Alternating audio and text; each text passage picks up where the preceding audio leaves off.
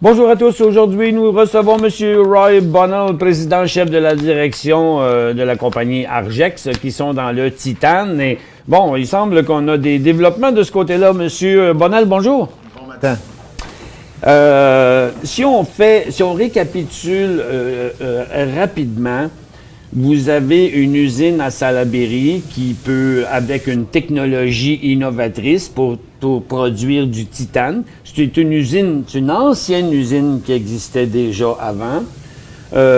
Votre technologie a été validée par PPG, qui est un gros joueur de l'industrie, que j'ai ici à l'écran, qui vaut 175 $, si on peut la montrer. Compagnie qui va très bien, merci. Donc, et puis qui ont validé, qui ont dit que votre procédé était comme compatible avec les procédés qu'eux autres avaient. Le titane sert à faire de la peinture. Puis là, on a appris que vous aviez eu une commande de 25 tonnes de titane, qui est en fait la moitié de la production annuelle que vous pensez faire au début avec votre usine. Est-ce que je me trompe? Non, je crois que c'est un très bon résumé de où on est à ce moment. On vient d'annoncer qu'on a signé une lettre d'intention avec un des plus grands distributeurs de chimiques au monde. Donc, c'est soit PPG, soit Dupont, un joueur comme ça. Ben, PPG sera un utilisateur même. Il sera avec un distributeur. Donc, pour les plus petites compagnies qui normalement payent un prix plus haut qu'un grand acheteur de volume comme PPG, ils vont tourner vers un distributeur de chimique, comme on a signé la lettre d'intention avec. Vous êtes à l'étape d'obtenir des permis pour faire fonctionner votre usine. Tout à fait. On est en train de faire ça, oui, avec le gouvernement. Donc, mais vous l'avez déjà fait fonctionner, cette usine-là, ou elle n'a pas fonctionné encore? Vous avez pu faire des tests avec votre usine? On avait notre plan de pilote depuis 2011. Ça a fonctionné pour 2 ans. On a fait plusieurs tests avec, puis on a récemment le déménagé. On est en train de le reconstruire à Valleyfield, ici au Québec, avec le centre de recherche qu'on a annoncé ce printemps. Une réplique de votre projet pilote en plus gros? Tout à fait. C'est pas juste un plan de pilote, mais c'est un laboratoire en plus. Un laboratoire, oui. OK. Et est-ce que vous avez dû acheter des nouvelles machineries ou les équipements en place étaient suffisants pour faire ce que vous faisiez? Non, on va changer, comme vous avez mentionné, on va changer la grandeur du plan de pilote. Donc, il fallait acheter des nouveaux pièces d'équipement. Oui, on est toujours en train d'acheter des nouvelles choses pour améliorer ce qu'on fait, tout à fait. Elle va être terminée et prête à produire quand, cette usine-là? Du pilote? Oui. Par le 15 novembre, elle sera, je crois, roulant à plein gaz. Oui. Si vous avez les permis. Ça, si on parle d'une usine qui va produire 500 000 tonnes par année. Non, on parle de plan pilote. Le plan pilote, OK. Le grande usine de 50 000, 50 000, ouais, je veux dire. Le grande usine de 50 000 tonnes par année est en cible 2015 pour avoir ça. Il faut acheter tout l'équipement pour une très grande usine. Donc, vous avez une commande de 25 000 tonnes. Est-ce que vous allez produire ça avec l'usine pilote? Non. Le plant industriel sera de 50 000 tonnes. Donc, 25 000 tonnes représente 50 du ça. Donc, ça, c'est un assez grand montant. Lorsque vous allez partir l'usine en 2015? Tout à fait. OK. En attendant, vous allez comme ramasser des commandes? Oui, ben écoute, avec PPG, la 30 achats avec PPG, puis avec la lettre d'intention ici, on parle d'une majorité importante de la capacité de notre plante industrielle déjà. Donc, dans votre cas, à vous, vous avez une usine, mais vous avez aussi une mine, une source d'approvisionnement qui est votre projet de titane au lac brûlé, là. Tout à fait. On a des propriétés aussi, mais on a aussi notre projet industriel, notre usine. Donc, vous allez explorer, extraire et raffiner. Si on peut dire, raffiner, c'est-tu le bon mot? Bah, pour le titane? ça marche, oui, normalement, c'est plutôt ça. Puis, ce qu'on va faire pour commencer, pour avoir des revenus plus tôt dans notre modèle économique, c'est qu'on va commencer avec le minerai brut qui vient des autres sources sur le marché. Comme ça, on ne sera pas obligé d'attendre pour les permis puis l'approbation environnementale pour le mine. On peut commencer directement avec le minerai brut qui sont déjà disponibles sur le marché. Parce que votre usine pourrait être prête à fonctionner et obtenir vos permis avant d'avoir tout obtenu les permis pour extraire dans vos propriétés. Oui. Dans notre cas, on a un choix. Si c'est plus rentable acheter du minerai brut sur le marché, on peut faire ça. Si c'est plus rentable utiliser notre propre gisement, on peut éventuellement faire ça aussi quand le mine est prêt. Vous en êtes rendu où dans votre gisement? Bon, à ce moment, notre focus, c'est sur la plante industrielle. Donc, on va faire ça d'abord, puis créer des cash flows. Après ça, on va regarder notre mine. Donc. Côté investissement, vous en êtes où du côté de l'argent? Avez-vous suffisamment de cash flow pour vous rendre jusqu'à la production? Si on parle de 2015, c'est quand même encore 2 ans. C'est encore 2 ans, mais ça vient vite. Écoute, on a fait un financement cet été avec Investissement Québec, puis Luxor, notre plus grand investisseur, de 10 millions de dollars. Donc, pour l'instant, on est correct, mais pour l'usine, ça va prendre pas mal plus d'argent que ça. On vient de publier les résultats de notre étude de faisabilité. Donc, on parle de 250 millions de dollars pour créer la nouvelle usine. 250 millions. Donc, et présentement, vous avez combien d'actions en circulation?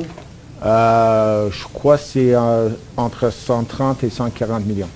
Bon, 140 millions, c'est quand même beaucoup. On peut, je ne sais pas si on n'aura pas le temps de prendre des communications webcam. J'ai des questions ici de Justin qui demande l'usine pilote peut fabriquer quelle quantité? Quand c'est construit, je crois que ce sera comme 30 kg par jour. Donc, c'est substantiellement plus petit que l'usine industrielle, évidemment, mais pour nos besoins, c'est suffisant. Et ici, j'ai une autre question de M. Lavoie qui dit combien est le prix pour faire le 50 000 tonnes? OK, autrement dit, combien ça coûte à produire la tonne? Ben, d'après la vraie usine, peut-être pas l'usine pilote, là. Bon, ben, ça, c'est une des beautés de notre procédé propriétaire. C'est comparé aux autres procédés, le coût est très faible. On parle, après les crédits pour les produits deuxième et byproducts, on parle d'un coût de moins que 100 à 1000 $ la tonne pour produire une tonne de dioxyde de titane. Aujourd'hui, dans le marché nord-américain, une tonne de dioxyde de titane vend pour environ 3 700 $. Donc, les marges sont assez importantes. Environ 27 de coût, c'est quand même, c'est même très bon, là. C'est excellent, je crois. Oui. C'est même assez rare dans ce domaine-là, là. C'est comme ceux qui produisent présentement de l'or à 500 piastres l'once. Ouais, il n'y en a pas beaucoup. Hein? Il n'y en a plus beaucoup. Il y a encore, Justin, une autre question. Quels sont vos projets futurs? Là, on sait que c'est le projet de l'usine. Est-ce que vous avez d'autres projets? Toutes nos énergies à ce moment, c'est à rendre opérationnelle notre usine. Donc, tout ce qu'on va faire pour les prochaines années sont ciblés à rendre opérationnelle notre usine. Et pour nous, ça c'est la chose la plus importante, à nous rendre au point où on crée des cash flows pour nos investisseurs. Donc, 50 000 tonnes multiplié, vous avez dit tantôt, si c'est 3 700, ça veut dire environ 2 500 $ la tonne. Donc, 50 000 Par 1000, ça fait 50 millions. Par 2000, ça fait 100 millions. Ça veut dire une usine qui pourrait faire plus de 100 millions de profits par année. C'est ça que je vois, à part les coûts là, de fabrication de l'usine, mais le procédé lui-même, de la manière que vous parlez, à 25 du coût total, ça s'avère être très, très, très rentable. Donc, c'est à peu près le genre de chiffre que vous voyez? Oui, on trouve les mathématiques très attirantes, c'est sûr. Oui. Et dans une industrie comme ça, où on est une compagnie qui peut produire des commodités, il y a juste une stratégie en quoi qui est toujours gagnant, et ça, c'est d'être le producteur le moins cher. Et avec ça, je crois qu'on est imbattable. C'est un beau défi, oui. Surtout si comme vous dites, si vous êtes imbattable, le moins cher dit beaucoup d'entrées de commandes. Parce que je ne connais pas grand compagnie qui essaie qui sont pas heureux de ou bien vous allez faire bien de l'argent, ou vous allez en vendre beaucoup parce que vous allez être très compétitif sur le marché. Oui, écoute, on est à ce moment un preneur de prix. On ne baisse pas nos prix de notre produit pour le vendre.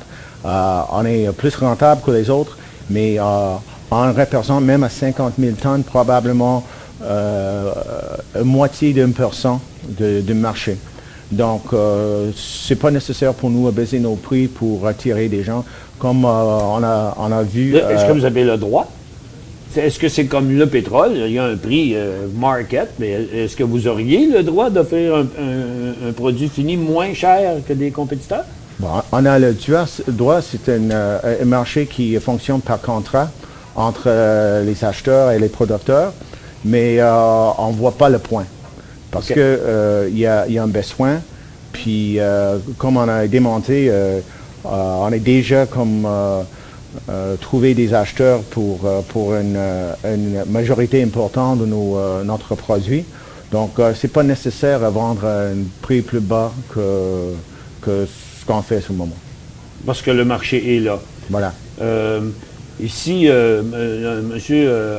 André qui demande, avez-vous pensé à des ententes avec Yara et Darian parce qu'ils en produisent? Oui, c'est vrai, il y a beaucoup d'ilménite qui est notre minerai brut qu'on utilise au Québec, comme Ariane et comme des autres dépôts de phosphate. Dans notre étude de faisabilité, on trouve une très bonne étude, on utilise un minerai brut qui vient d'Australie. Donc, on peut faire des économies importantes juste dans la transportation si on utilise une minerai d'ici. Si vous avez un approvisionnement ici, puis qui est de même qualité, est-ce que le minerai qu'on produit ici ressemble en qualité à celui qui est importé d'Australie? Tout gisement est un peu différent, mais notre procédé est assez flexible où on peut utiliser des minerais d'ici ou des minerais d'ailleurs. OK. En termes de pourcentage, je ne sais pas si ça marche comme les autres minerais, c'est un pourcentage de titane dans le phosphore, je suppose, ou que, comme je ne suis pas connaissant en titane. Là. Mais dans un dépôt, dans un gisement, on a normalement plusieurs sortes de minerais. Donc, ici au Québec, on trouve avec le phosphate, on trouve normalement des ilménites avec. Donc, à ce moment, avec Ariane, par exemple, je crois que leur plan, c'est de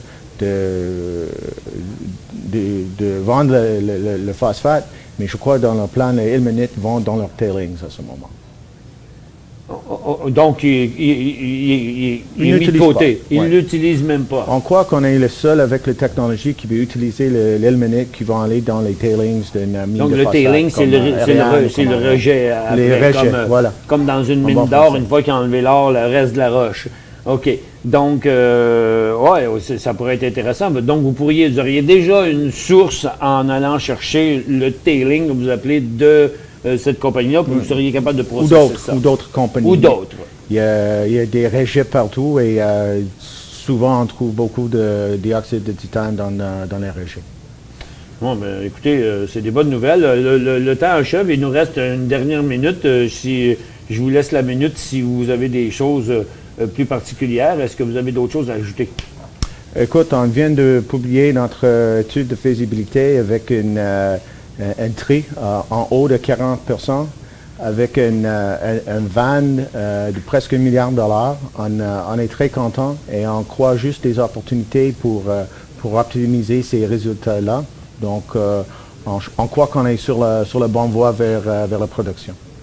Donc, vous êtes... il n'y a plus grand-chose, vous n'avez plus beaucoup d'obstacles devant vous.